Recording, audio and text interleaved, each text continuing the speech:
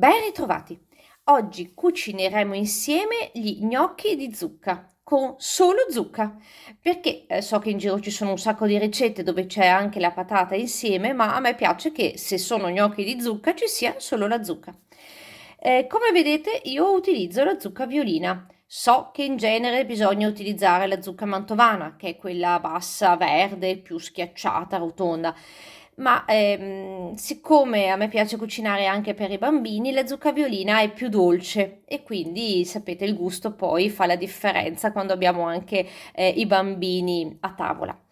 Per i nostri gnocchi utilizzeremo più o meno un 600-650 grammi di polpa di zucca cotta, che equivalgono a circa 1,5 kg di zucca intera così, ecco, a pezzi, perché poi ovviamente perde sia rispetto alla buccia che rispetto ai semi. Un uovo ci dovrebbe bastare e la farina andiamo, come si suol dire, a occhio, in base un po' alla corposità poi che vorremmo avere i nostri gnocchi, ma non preoccupatevi perché faremo tutto passo passo insieme. Poi ci servirà un po' di noce moscata e un pizzico di sale. Queste dosi sono per circa 4-5 persone, 4-5 piatti di gnocchi, però poi sapete dipende sempre dalle pance dei vostri commensali. Andiamo intanto a pulire la zucca. Cominciamo col pulire la nostra zucca. Io l'ho tagliata e vado a togliere i semi. Poi per cucinarla ci sono un sacco di modi. C'è chi la fa al microonde, chi la fa al forno, chi la fa in pentola o in pentola a pressione o in pentola con l'acqua a vapore. Il metodo che io preferisco, soprattutto quando si tratta di dover cucinare una zucca così grande, è farla al forno. È molto più semplice, più economico e più veloce. Io di solito la faccio al forno anche perché il forno asciuga di più e toglie di più l'umidità e quindi ci rimane davvero tutta la parte più buona della zucca senza perdere però nulla delle sue proprietà. Quindi io adesso andrò a tagliarla a pezzi e poi andrò anche a sbucciarla perché la zucca violino ha proprio la caratteristica di avere la buccia molto sottile, quindi con un pelapatate sarà facilissimo toglierla. Carta forno e via in forno su una teglia a cucinare.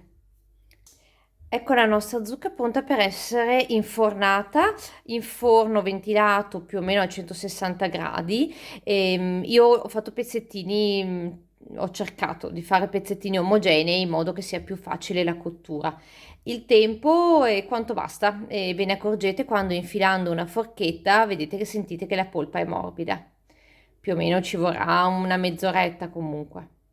Ecco la nostra zucca fumante pronta per essere ridotta a purea.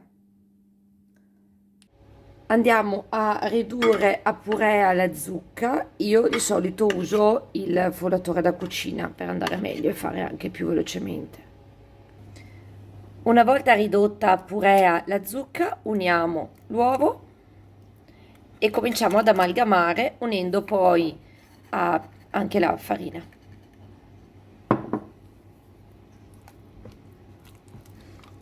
Il composto dovrà risultare abbastanza consistente da poterlo lavorare.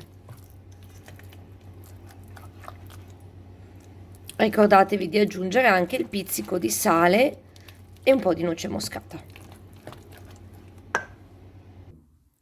Aggiungiamo la farina all'impasto mano a mano. Quando poi vediamo che è lavorabile con le mani, vedete come sto facendo io, creiamo i nostri serpentini e andiamo a tagliarli per creare gli gnocchi di zucca.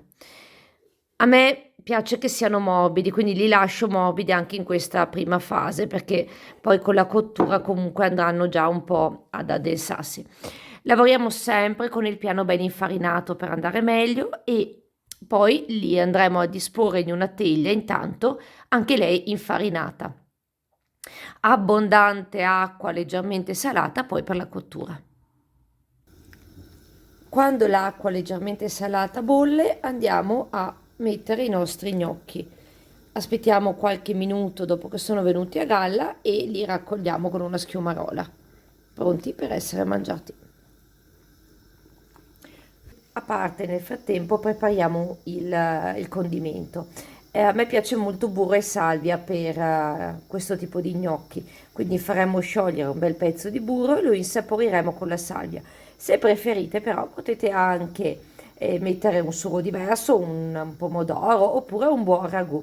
Trovate nella descrizione il link per un ottimo ragù.